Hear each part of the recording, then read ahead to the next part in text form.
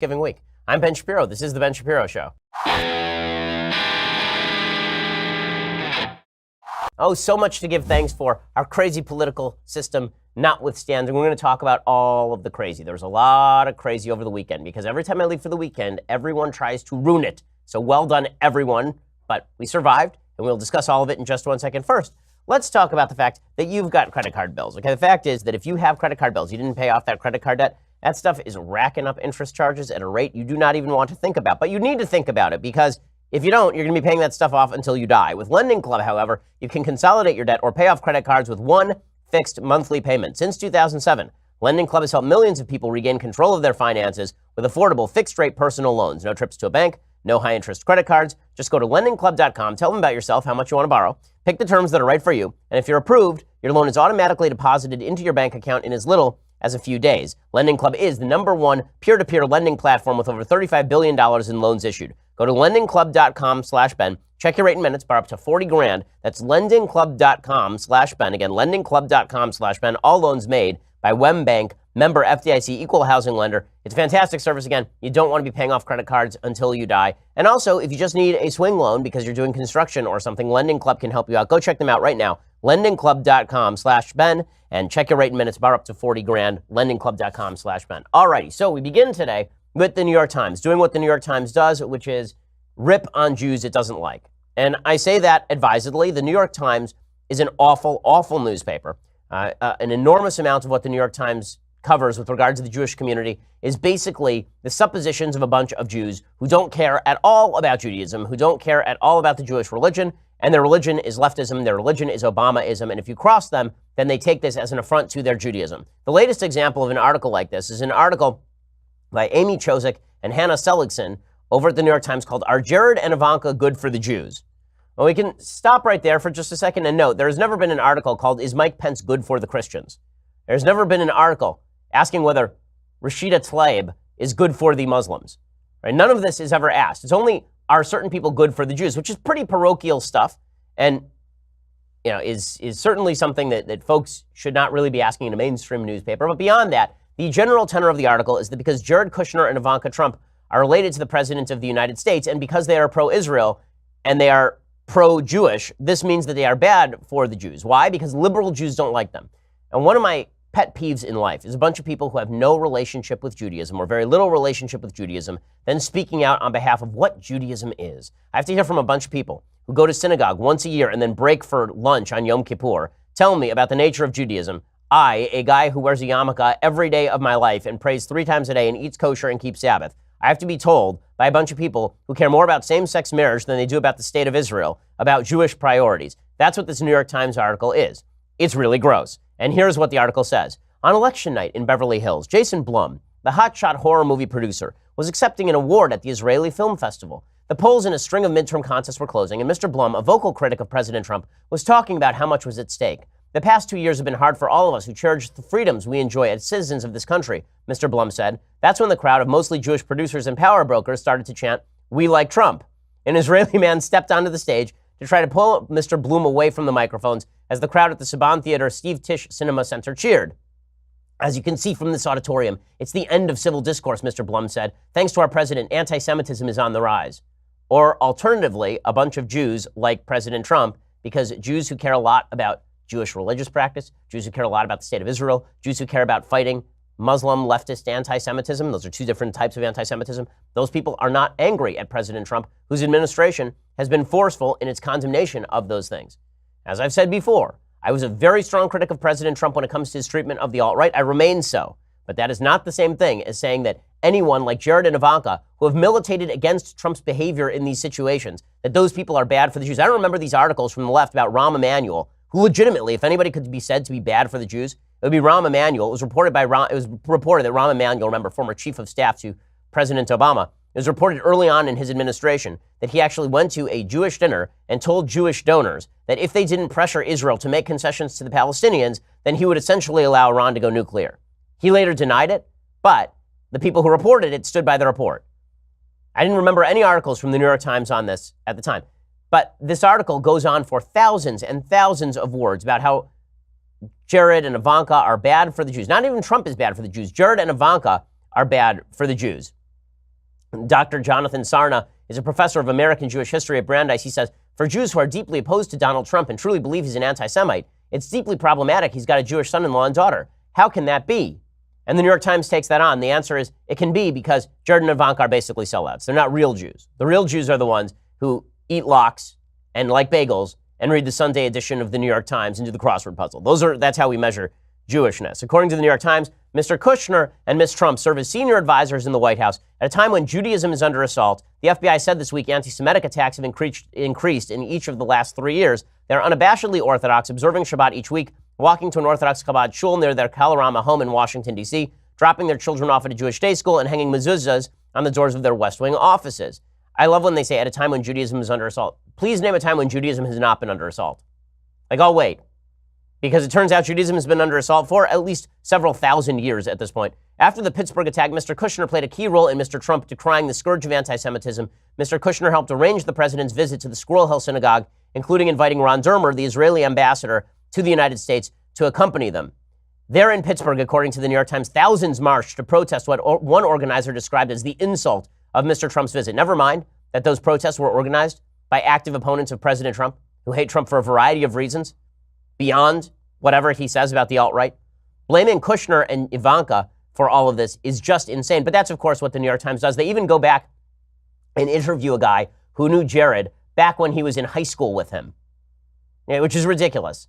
There's nothing more ridiculous than people going back and interviewing members of people's high school classes, as though that sheds any real light on what they are as adults.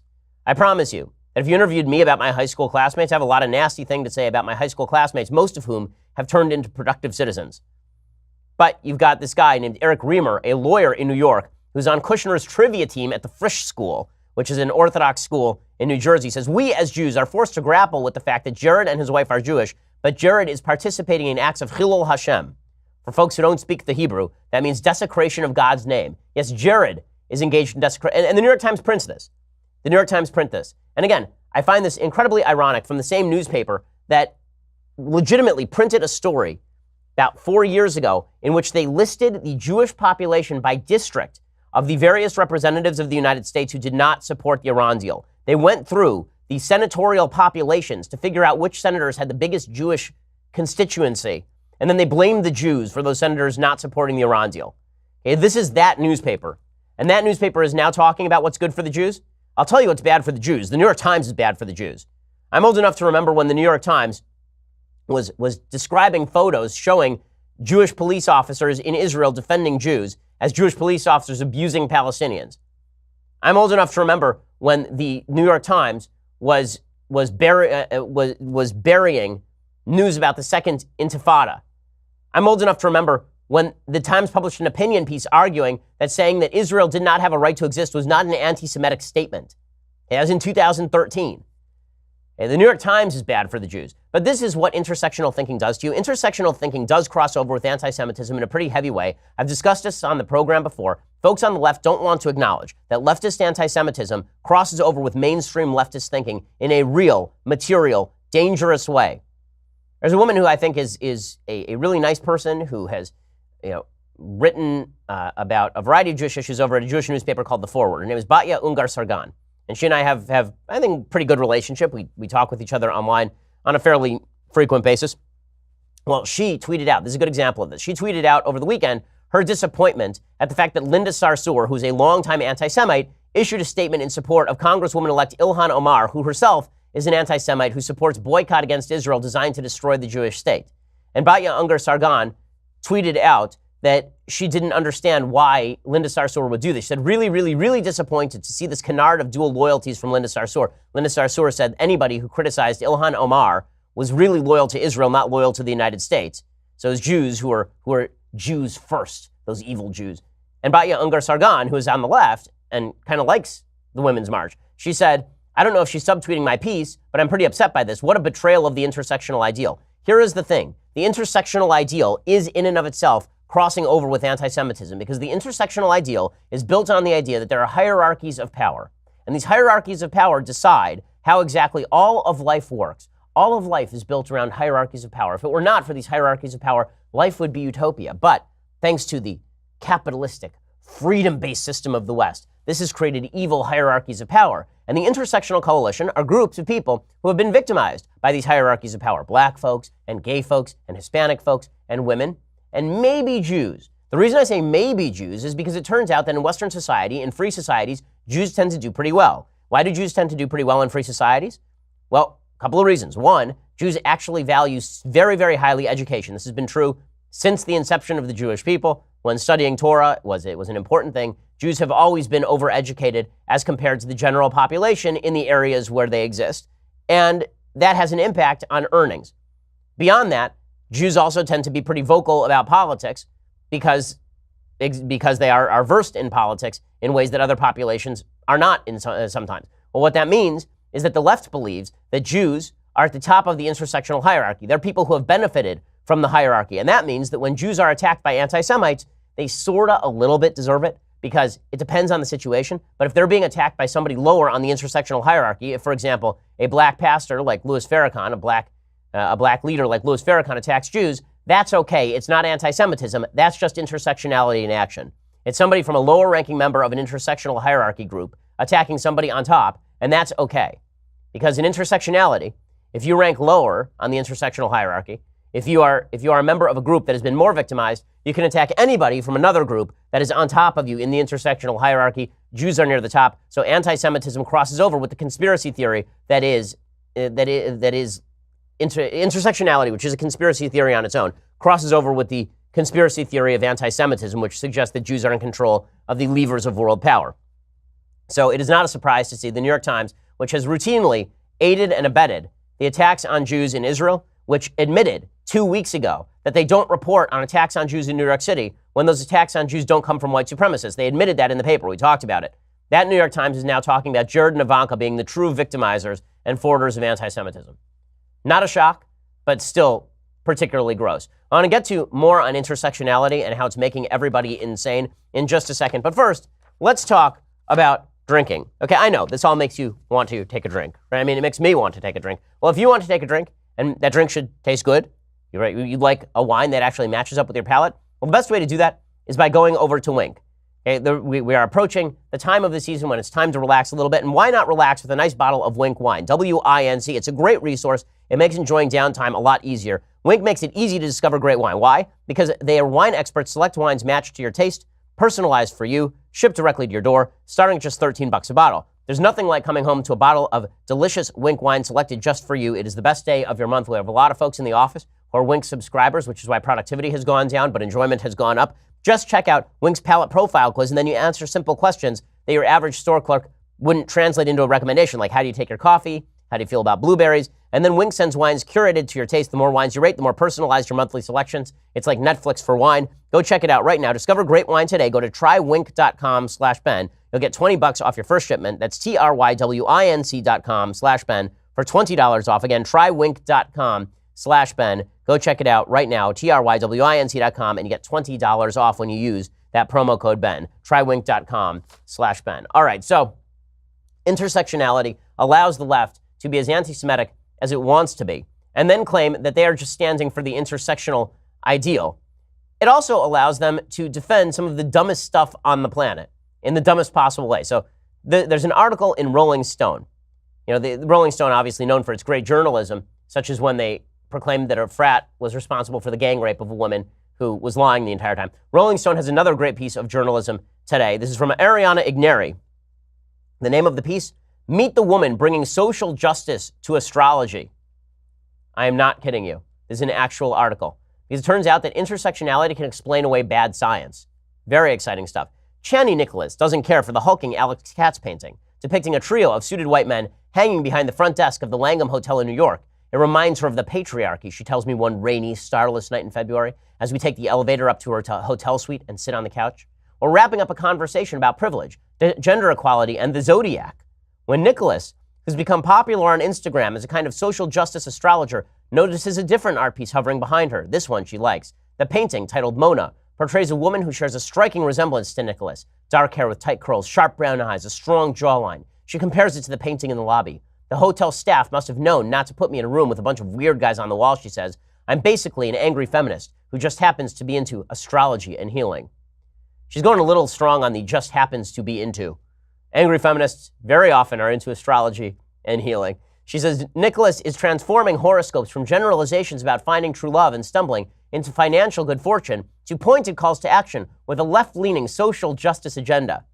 There's pretty good evidence that intersectionality it's basically like a schmear. You can kind of smear it over anything on the bagel and it just covers it up. You take a little bit of intersectionality and you spackle the wall with it and it covers any blemish on the wall, including astrology. So now astrology is good if it backs social justice. So people who literally think that the stars are going to decide whether they meet their boyfriend today, those people are cool so long as they are into social justice. I love this. I have to read you more of this article because it does demonstrate how the left has lost its mind on a variety of issues. So Nicholas, 42, is transforming horoscopes from generalizations into a left-leaning social justice agenda. Based in Los Angeles, she has more than 100,000 followers on Instagram and a blog with as many as 1 million monthly readers. Ooh. Okay, just to point out the numbers on that, a blog with as many as 1 million monthly readers. The Daily Wire last month had over 140 million page views.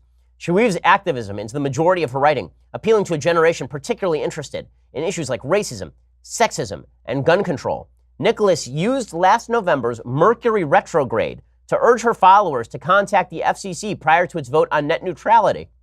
She wrote about the new moon in Scorpio, representing the need to heal during the initial wave of sexual assault accusations in Hollywood.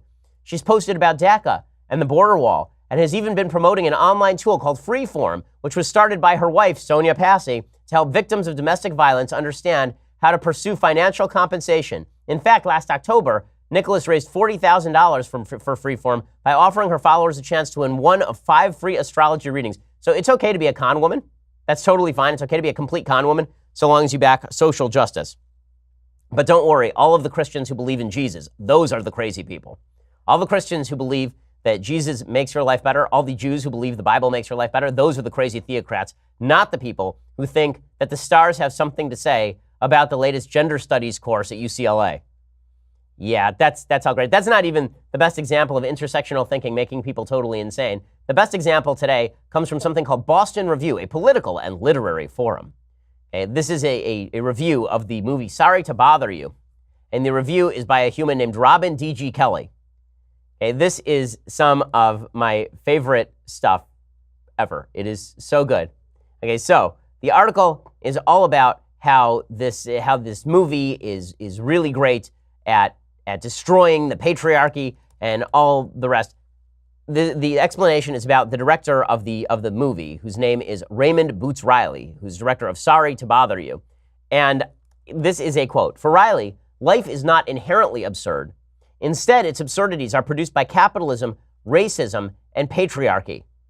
The point of dialectical analysis is not to find the meaning of life, but to reveal the fundamental antagonisms in the material world. For Riley, as for Marx, only by remolding the world can we begin to resolve its philosophical contradictions.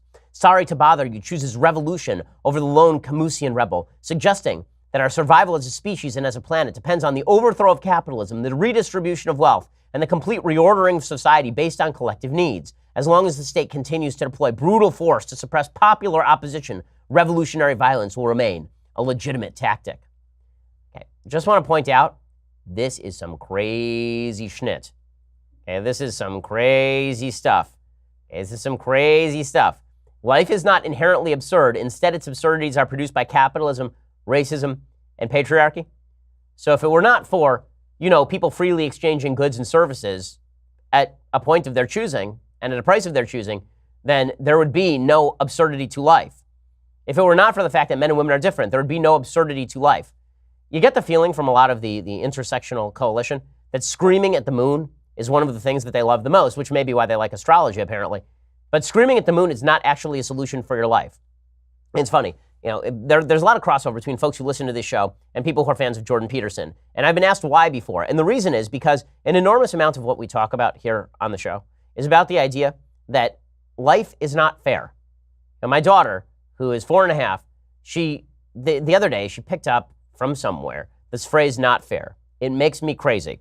And I've said to her, when she says not fair, I've said to her, work harder. Because that's the real world. The real world is, in a free society, there's going to be unfairness. In a free society, not everything is distributed the way that you want it to be. In a free society, not every outcome is equal. That does not mean that you are relieved of the responsibility to be a good human being or that you have the right to violate somebody else's rights because things are not fair. In fact, to be exact, this morning, my daughter said to me, not fair. And I said to her, you know what happens to people in this house who say not fair? You know what happens? The not fair bird comes. It's a giant bird. It comes from the sky. It picks you up and it takes you to an island filled with your brother's poop. And then it drops you on that island. My daughter is smart, so she laughed.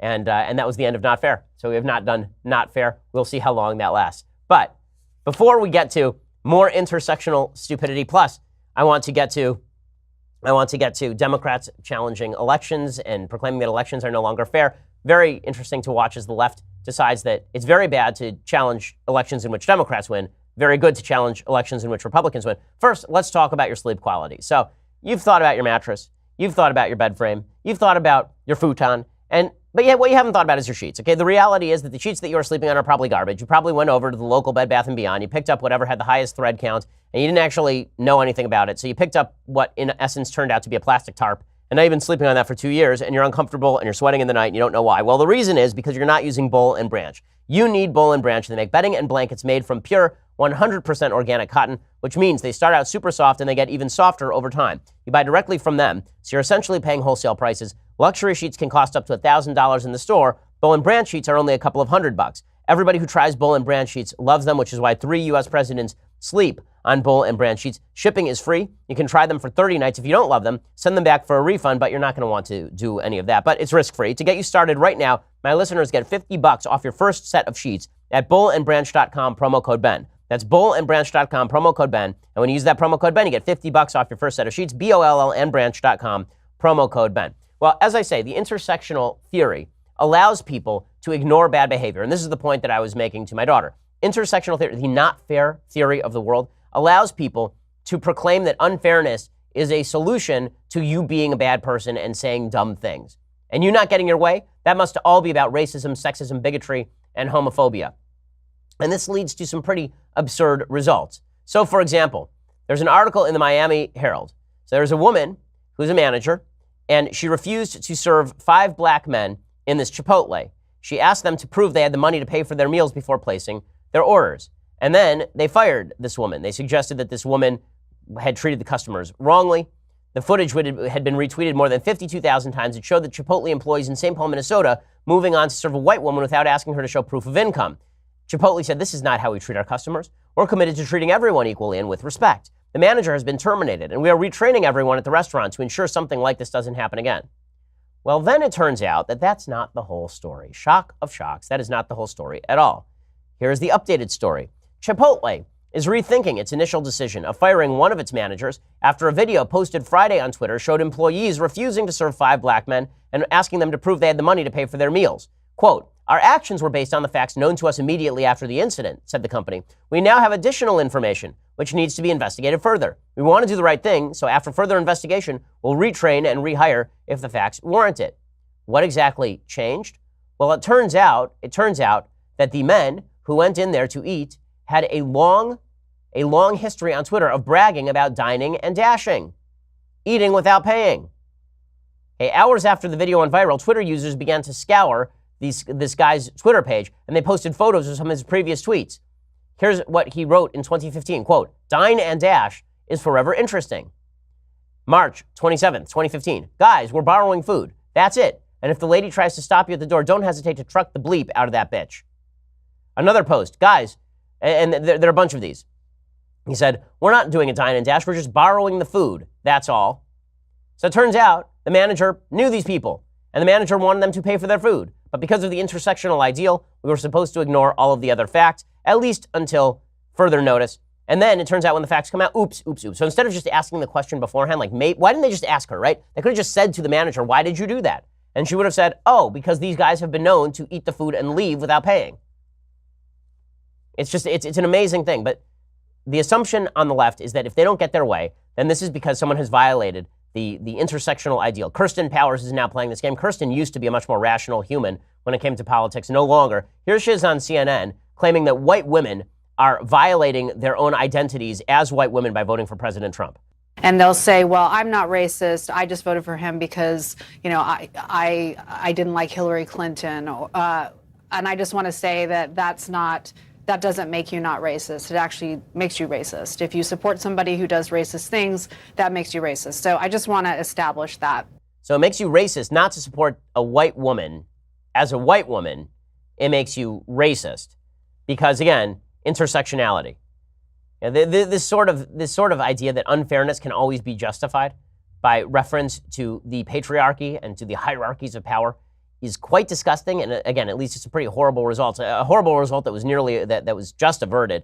Happened last week when Christopher C.J. Procopia very nearly spent the rest of his life in prison after being accused of assault by his ex-girlfriend. This is according to Ash Scow over at Daily Wire. The woman, who despite obviously reporting a false crime, has still not been named or charged, claimed that Procopia broke into her house, attacked her with a box cutter, slashing an X into her chest. Based on her story and the cleanly sliced X on her chest, Procopia was arrested. The 21-year-old man then told KVUE News he was confused when he was arrested in September 2017 at the lumberyard where he worked. He couldn't remember when he last spoke to the woman whom he had dated earlier in high school. I had no idea why everything was happening and I was lost. He was then taken to jail. He faced 99 years in prison. He had to pay $150,000 bond. And then it turns out that her son, the mother of the son, knew he wasn't even in town that night. He was with his mom at a Northwest Austin, Texas hotel, 65 miles where the alleged attack happened. So here's the question. Why exactly has this woman not been charged? She has not been charged as of yet. And yet we are supposed to pretend that that's okay, that she has not been charged as of yet. Due process exists because we don't believe that we can simply adjudicate the results of elections or crimes or injustices by reference to the identities of the players. This is why due process exists. This is why honesty and intellectual honesty exist. This is why we ought to not be looking at the identities of the people we disagree with. We ought to be looking at the ideas of the people we disagree with, whether we're talking about Jared and Ivanka Kushner or whether we are talking about whether we're talking about astrology. Looking at the issues and looking at the logic and looking at the reason, as opposed to looking at the identity of the player, is a better way to reach a reasonable, logical, decent conclusion than by simply assuming that we can look at people's identity and then determine the quality of their speech or the quality of their logic on the basis of that identity. Okay, meanwhile, the left is continuing to push the idea that the Republicans have never won a decent election, that every Republican elections have ever won has been stolen. By the way, there's a poll out today or yesterday showing that an enormous number of Democrats think that Russia actively tampered with election ballots. And according to an Economist YouGov poll, the poll was done a couple of weeks ago, 67% of Democrats believe it is definitely true or probably true that Russia tampered with vote tallies in order to get Donald Trump elected. 2/3 of Democrats believe that the Russians actively hacked the election, tampered with vote tallies. And yet we're told that only President Trump is undermining our electoral institutions. Bill Nelson in Florida, he came out over the weekend. He said that he lost because of voter suppression. There is no evidence of voter suppression. No one is being stopped from going to the polls for illegal reasons. Nobody is being told that they cannot vote. Nobody who is trying to legally vote is being stopped at the polls. This is nonsense. It's just garbage. Here is Bill Nelson, though, promoting the idea that if he loses, it was because of voter suppression. We must end all forms of voter suppression, make it easier for Americans to vote, and honor the ideal that we are governed by the majority and not the minority rule. This is just lying garbage, and it's not just Bill Nelson, it's Stacey Abrams as well. She conceded that she lost the election the other night, but she said that she didn't legitimately lose the election. It was stolen from her, even though she lost by, at last check, 53,000 votes, something like that. Here, in any case, is Stacey Abrams. Is he the legitimate governor-elect of Georgia? He is the person who won an adequate number of votes But that's to become the governor of With all due respect, and I respect where you're coming from, and I respect the issues that you're raising, you're not answering the question. Do you think it was... You're not using the word legitimate. Is he the legitimate governor-elect of Georgia? He is the legal governor of Georgia. Okay, he's the legal... She won't say he is the legitimate governor-elect. Is this dangerous? Can we acknowledge that this is dangerous stuff, that it undermines electoral integrity when Democrats do this kind of stuff? I'm going to show you in 1 second how much of a lie this is, that Brian Kemp in Georgia stole the election. Again, the idea in Florida that Republicans stole the election is absurd. Broward County Deputy Brenda Snipes, the election official over there, she actually resigned over the weekend because she's so incompetent. She's a Democrat. I'm going to explain a little bit more about what's going on with these elections. Plus, President Trump had himself a weekend. We'll discuss that in just a second. First, let's talk about the watch on your wrist. Is it good looking? Does it look like this? Is it nice? Is it spare? Is it clean? Does it tell you the time? Well, if not, you should be checking out Movement, because Movement watches are all about looking good while keeping it simple. They don't tell you how many steps you've taken. They don't blow up your wrist with text messages. They're not overly intrusive on life. Instead, they tell you the time and they look classy while doing it. They've sold almost 2 million watches worldwide by bringing quality designs at great prices. With the holiday season coming, gifting is very easy with Movement's versatile line of watches, glasses, and accessories. They also make sunglasses that are really nice. They have bracelets too for ladies. They have all sorts of good stuff. Movement watches start at just $95. You're looking at $400 to $500 for the same quality from traditional brands. Clean design, minimal quality products. If you need help giving the perfect gift this season, you don't know where to start, the guys over at Movement, they have your back, and they did all the hard work, so you wouldn't have to by curating their favorite styles into awesome gift boxes and packages. Get 25% off today during Movement's Black Friday Cyber Monday sale with free shipping and free returns by going to mvmt.com/Shapiro. Again, 25% off today when you go to mvmt.com/Shapiro. Go join the Movement right now. Movement has new styles all the time on their site. It's a lot of fun. Go check it out. mvmt.com/Shapiro. When you use that /Shapiro again, you get 25% off today during their Black Friday Cyber Monday sale. I have a Movement watch. My wife has a Movement watch. My father has a Movement watch. My mother has a Movement watch. Like, legitimately, every member of my family has a Movement watch. I have to get one for my kids when they get old enough because they really are nice. Go check them out right now. mvmt.com/Shapiro for that special deal. All right. Also, before we go any further, you're going to have to go subscribe. When you do, you get the rest of the show live, the rest of Klavan's show live, the rest of Knowles' show live, and it is almost time for our next episode of The Conversation on Tuesday, November 20th, 5:30 p.m. Eastern, 2:30 p.m. Pacific. All of your questions will be answered by Daily Wire's own Michael Knowles. I have no idea why you would think that Michael Knowles has answers to any of your questions, but if you are one of these delusional people, you can pay him money to get those answers, and Alicia Krause will be there to host it and keep Knowles in line, which means that you will have to actually physically staple gun him to the wall, which is why you should pay, because, I mean, that's worth the money. This month's episode will stream live on Daily Wire's YouTube and Facebook pages. It's free for everybody to watch. Only subscribers can ask the questions. To ask questions as a subscriber, log into our website, dailywire.com, head over to the conversation page to watch the live stream. After that, just start typing into the Daily Wire chat box where Michael will answer questions as they come in for an entire hour. Again, subscribe. Get your questions answered by the execrable Michael Knowles on Tuesday, November 20th, 5:30 p.m. Eastern, 2:30 p.m. Pacific. Join the conversation. Also, we have all sorts of goodies that you get when you become an annual subscriber. That is $99 a year, and you get this, the Leftist Tears Hot or Cold Tumbler. View it. Look on it with envy and wonder. It is spectacular, and you can have that with your annual subscription at $99 a year as opposed to $9.99 monthly. I know, $9.99 sounds like it's less money than $99, but $99 a year is cheaper than $9.99 monthly. Check my math. You'll find that it's true. Get all of those things and subscribe at YouTube or iTunes. Leave us a review. We really appreciate it. We are the largest, fastest growing conservative podcast in the nation.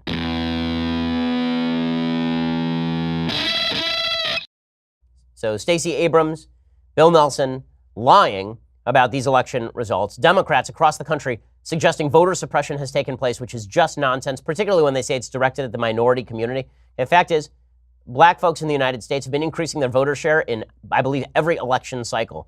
So this idea that they're somehow being barred from the polls in outsized numbers is just nonsense. Barack Obama won Ohio in 2008 and 2012 because black folks were overrepresented at the polls, which means that they were showing up in numbers bigger than their actual percentage of the population.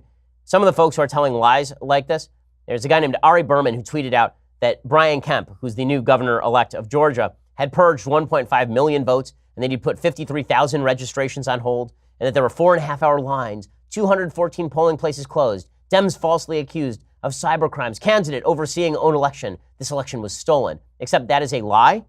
The idea that 1.5 million votes were purged is not true. That is the number of voters who have been removed from the rolls since 2012 because some of them are dead. Many of them committed felonies. A lot of them moved. The overwhelming majority of the rest were moved because Georgia has a use it or lose it law, which was passed in 1997 by a Democratic legislature and a Democratic governor in Georgia.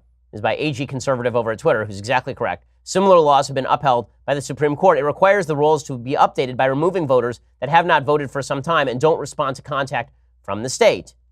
The reason there was a large spike in 2017 is because in 2015, state officials did not actually do what they were supposed to do. How about 53,000 registrations on hold? These registrations were labeled pending, but that occurred because there was some discrepancy between their registration and their file. That is their fault. They were not actually updating their file. You have to update your file when you move, for example.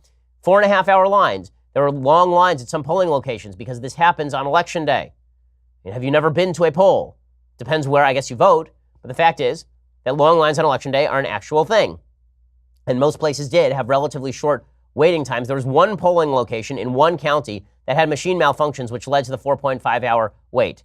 How about 214 polling places closed? This is a bunch of nonsense as well. Those places were consolidated with other locations to save money. Those decisions were made by local county officials. If you think Brian Kemp oversaw the shuttering of locations, that is just a lie. So all of this is not true. But Democrats continue to proclaim every time they lose an election, it's about voter suppression. And then they wonder why the country is fragmenting. You know, when Barack Obama was elected, I didn't like him. I thought he was a bad president. And I said so many, many times. I wrote an entire book on it. Okay, but Barack Obama was legitimately elected. He was my president because he was legitimately elected. Bill Clinton was legitimately elected and was therefore my president. There are lots of senators who are legitimately elected from California. Kamala Harris is my senator. She's a terrible senator. I don't like her, but she was legitimately elected. Democrats, however, cannot say that Trump is their president. They cannot say that George W. Bush was their president. They cannot say that Brian Kemp is their governor of Georgia. They can't say that Ron DeSantis is the governor of Florida or that Rick Scott is legitimately the governor of Florida. And you're talking to me about denialism on the right? You're talking to me about the right refusing to acknowledge reality? Just crazy. If you want to talk about actual real corruption, why don't we turn instead to New York City? This is a story by Greg Smith over at the New York Daily News. The city's top watchdog charged Monday that Mayor Bill de Blasio fired him in part to put the brakes on pending probes, describing the mayor as vindictive and at times unhinged in his fury at the Department of Investigation. Weird that this will not receive the same national coverage that President Trump and the Mueller investigation have, despite the fact there is no evidence that Trump has actually attempted to interfere with the Mueller investigation. Here you have the person running the investigation into Bill de Blasio, accusing Bill de Blasio of actively interfering in the investigation.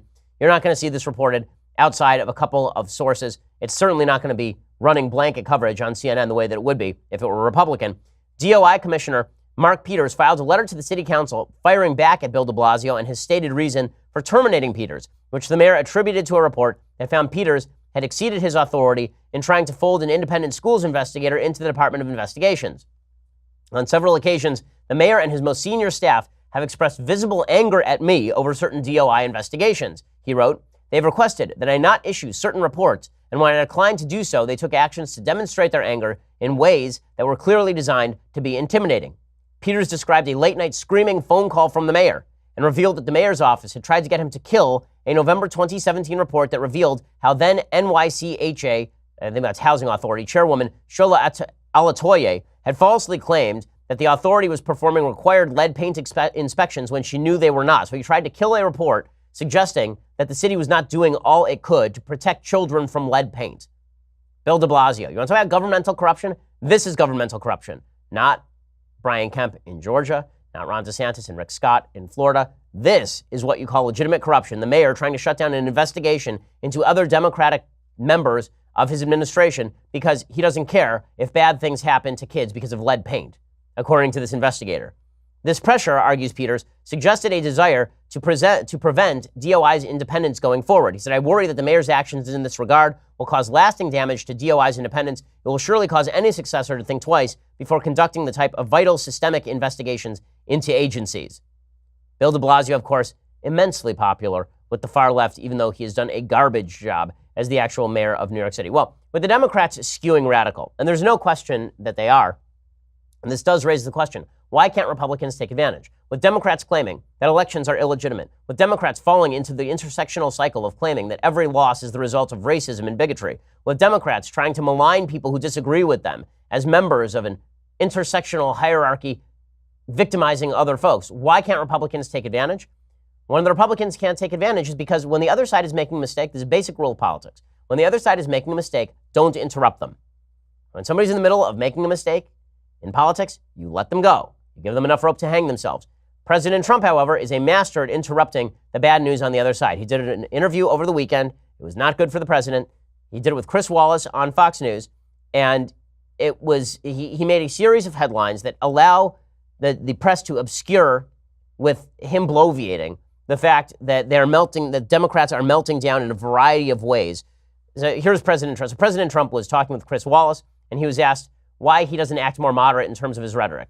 I think if I was, more modified, more moderate in that sense, I don't think I would have done half of the things that I was able to get completed. Okay, that is not true. he had a Republican Congress, he had a Republican Senate. If the president had not been creating obstacles for his own Congress, that probably would have been better. And then he decided to generate more headlines. He decided he was going to, he's appointed a new attorney general for the moment, the acting attorney general, Matt Whitaker.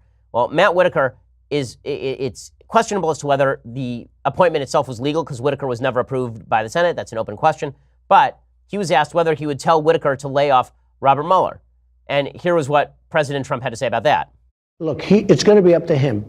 I think he's very well aware politically. I think he's astute politically. He's a very smart person, a very respected person. He's going to do what's right. I really believe he's going to do what's right. But you won't overrule him if he decides to curtail.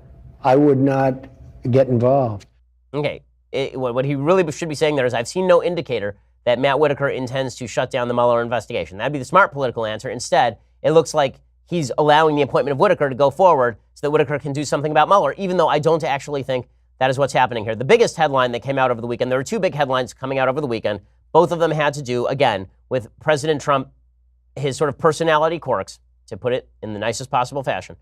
He attacked Admiral McRaven. So Admiral McRaven, you'll recall, William McRaven, was the guy who was in charge of the kill of Osama bin Laden. He was the Navy SEAL admiral. And McRaven is, in fact, left-leaning on a number of policies. The reason that you know this is because people were talking about him for the Democratic nomination just a few months back. Right now, he's currently the head, the dean, I believe, of University of Texas at Austin, or the president of University of Texas at Austin. He is retiring, however. But Bill McRaven wrote a piece a few months back in which he ripped into President Trump for his lack of decorum. President Trump decided to rip back into McRaven in a way that is really unnecessary. Frankly, He was a Navy SEAL. wouldn't it have 37 been nice if we got Osama bin Laden a lot sooner than that? Wouldn't it have been nice? You know, think of this, living in Pakistan, beautifully in Pakistan, in what I guess they considered a nice mansion. I don't know, I've seen nicer. But living in Pakistan, right next to the military academy, everybody in Pakistan knew he was there. And we give Pakistan $1.3 billion a year, and they don't tell him. What does that have to do with Bill McRaven exactly? Like Bill McRaven was sitting on the kill of bin Laden? In reality, it was Barack Obama who sat on the kill of bin Laden over like a full 72-hour weekend, right? He said that he had to think about it. But McRaven, as soon as he got the order, went in and took care of business. This, of course, led McRaven to fire back. None of this is good for the president as a news cycle. He said, I admire presidents who uphold the dignity of the office, because Trump said that he was a Hillary Clinton backer. He said, I did not back Hillary Clinton or anyone else. I'm a fan of President Obama and President George W. Bush, both of whom I worked for. I admire all presidents, regardless of their political party, who uphold the dignity of the office and who use that office to bring the nation together in challenging times. And then he said he stood by his comments that the president's attack on the media is the greatest threat to democracy in my lifetime. Now that, of course, is a wild overstatement. That Trump's attack on the media is the greatest threat to democracy in his lifetime. Come on. I mean, it's just sheer nonsense. But is it good for President Trump that he feels the necessity to jump on every public relations hand grenade with both feet? Probably not. And that didn't stop him over the weekend from going off on Adam Schiff. So Adam Schiff is the congressperson out here in California who is on CNN all the time talking about Russia without a lot of evidence to support him. President Trump decided that he would go after him. He said, so funny to see little Adam Schiff and then TT. So you misspelled Schiff's name, which is S-C-H-I-F-F, S-C-H-I-T-T, talking about the fact that Acting Attorney General Matt Whitaker was not approved by the Senate, but not mentioning the fact that Bob Mueller, who is highly conflicted, was not approved by the Senate.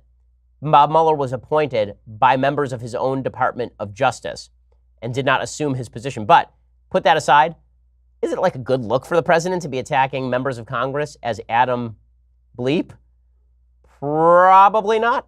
Is this going to win back the suburbs? No. Again, key rule of politics. When your opponents are making a mistake, don't interrupt them. Both sides, however, seem to be saying to the other, hold my beer. And that is a bad strategy for electoral politics generally. Okay, time for some things I like and then some things that I hate. So things I like, I pledged last week that we would do a little bit of William Goldman since William Goldman passed away last week. William Goldman's best movie is The Princess Bride. And The Princess Bride is just a delight. I'm sure everyone in the audience has already seen The Princess Bride. If you have not, it is just a fantastic, clever, witty movie. The only problem with The Princess Bride is the score is just terrible. Like at some point, I really wish that somebody would go back and get rid of the synthesizer because the synthesizer is awful. But the rest of the movie is great. Mandy Patinkin is fantastic. Andre the Giant is great. Carrie Ewells is terrific. And of course, Robin Wright Penn that's her name, correct? Yes, she's terrific in the movie as well. The whole movie is just delightful. And of course, very young Fred Savage making an appearance. Here's a little bit of the trailer. It was a time when life didn't seem so complicated. Marriage is what brings us together today. What? What? I'm killing myself once we reach the honeymoon suite. Wouldn't that be nice? A courtly age of gentle conversation. I will always come for you. But how can you be sure? This is true love. Oh, no. Is this a kissing book? No. Actually, there was a lot of treachery. Errol. Okay, so the preview, I love the 80s previews where they're putting like Kenny G in the background, but the movie itself is so entertaining and so glorious, and I'm looking forward to the point where my kids are old enough to watch it. Also, of course, Wallace Shawn, the best thing in the movie, right? Doing the Wallace Shawn and the Battle of Wits, inconceivable. So if you haven't checked out the movie, I don't know where you've been living, like under a rock or what, but it's pretty spectacular. Okay, time for a couple of things that I hate. Alrighty, so this is an amazing controversy. A 66-year-old substitute teacher, is according to Law and Crime, has been told not to return to Parkway South High School after he thanked students who participated in the recitation of the Pledge of Allegiance. Interestingly, the school nickname is the Patriots. Here is the teacher, Jim Firkin, explaining the situation. PA announcer says, please rise for the Pledge of Allegiance. So I come, let's go. Kids get up. In this particular case, 24 kids in class, 22 got up. So I say, thank you very much, all of you that participated. I appreciate that. And I'm sure all those families that lost loved ones so that we could have the freedoms that we have today would appreciate that too. And that's what I said. Superintendent Dr. Keith Marty now says the students who did not stand were humiliated and teased by the others. Are you done? Yeah, I've had enough. Okay, so he has been invited to not return to teaching. The Parkway superintendent said Firkin had a pattern of inappropriate conduct. He said that it was worth noting that Firkin's comments caused disruption during class by praising certain students for standing. The students who made the decision not to stand were humiliated and then teased. The class environment did not cultivate an atmosphere of learning and acceptance of the views and values of others. Well, I wasn't aware that it was necessary to cultivate a view that standing for the Pledge of Allegiance was a matter of moral neutrality. I wasn't aware that was a necessary thing to cultivate in a classroom, honestly. Like, I wouldn't want anybody bullying anybody else in a classroom, and I'm for diversity of viewpoint. But it seems to me not inappropriate for the teacher to thank people for standing for the Pledge of Allegiance and pointing out that it has meaning for a lot of folks who have served our nation in the military. Like, that is obviously true. And if you can't take the heat, get out of the kitchen. If you don't want to be criticized for taking a politically volatile action, then don't take the politically volatile action. This is one of my pet peeves. There's a bunch of people who put themselves sort of in politically volatile situations, and then they're like, oh man, how dare you? How dare you get mad when I do that? I'm seeing some of that today with Alexandria Ocasio-Cortez. So Alexandria Ocasio-Cortez is being criticized today because there's a clip of her going around in which she defines the three branches of government as the Congress, the Senate, and the presidency, which of course are not the three branches of government. And then she tries again and says the three branches of the legislature, there are of course two, and people are mocking her for that. And folks on left, right, why are you attacking Alexandria Ocasio-Cortez? Why are you commenting on Alexandria Ocasio-Cortez? It's like, guys, you made her a celebrity. You decided that she was the face of your movement. And then when we comment on it, you get all mad about it. That's not how this works. It's the same thing with Rashida Tlaib and Ilhan Omar. People like Linda Sarsour saying, well, they get to speak their mind. Right, they get to speak their mind. I get to say they're anti-Semites. Well, a lot of people get to say lots of things. This is a free country. This idea that you are automatically shielded from criticism when you do something that is objectively and verifiably offensive is beyond me. I don't understand it at all. Speaking of people who are ridiculous, Ben Rhodes, who's I don't know why anyone takes this guy seriously. He's the former deputy national security advisor whose previous experience before joining the Obama administration was writing unpublished crappy short stories in his Brooklyn apartment. He now says House Democrats should investigate whether the White House knew that Saudi Crown Prince Mohammed bin Salman was responsible for the murder of Washington Post writer Jamal Khashoggi and then lied about it. And he said, why is the White House covering up for the Saudi murder of a dissident in a third country? Here's Ben Rhodes. I will explain why this is so absurd. I think what's very important here, and one of the things I want to know about, is what did Trump know and when did he know it? Because the U.S. intelligence community, without getting into too much detail, obviously, Saudi Arabia is something that they follow very closely. And so the idea that something like this would happen without our intelligence agencies knowing something about what happened, I always thought was very unlikely.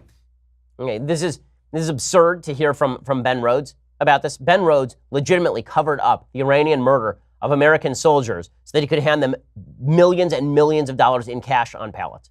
Ben Rhodes is one of the great liars in the history of American foreign policy, and he's being held up as a champion of truth and decency.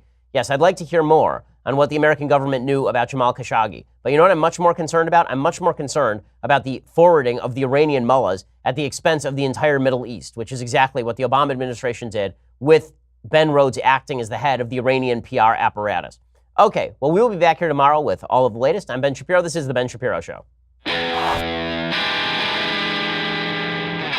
The Ben Shapiro Show is produced by Senya Villarreal, executive producer Jeremy Boring, senior producer Jonathan Hay. Our supervising producer is Mathis Glover, and our technical producer is Austin Stevens. Edited by Alex Zingaro. Audio is mixed by Mike Caramina.